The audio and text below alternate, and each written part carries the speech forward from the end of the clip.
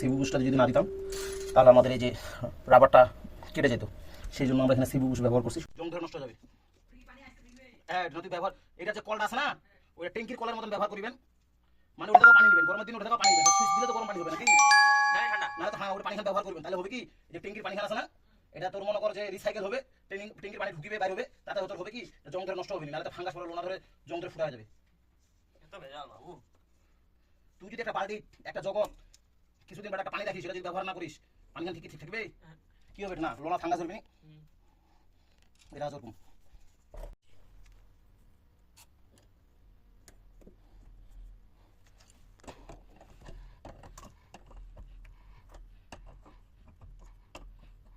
অনেকটা ভিডিও অকাজে হয়ে ফেলে দিচ্ছি, দুই চারটে ভালো ভিডিও আছে করে বেশি ভিডিও লং লোক দিচ্ছি, এডিট করে হ্যাঁ কিছু ছোট কথা।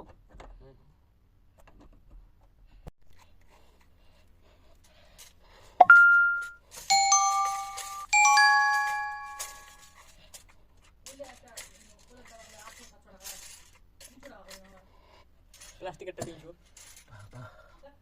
হ্যাঁ কি কি প্লাস্টিক 250 টাকা হাইস্ট ভালোটা।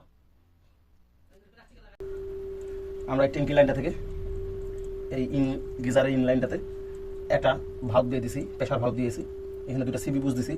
আর যদি ডাইরেক্ট আমরা গিজারের সঙ্গে সিবি বুশটা যদি না দিতাম তাহলে আমাদের এই যে রাবারটা কেটে যেত, সেই জন্য আমরা এখানে সিবি বুশ ব্যবহার করছি শুধু গিজারের ক্ষেত্রে।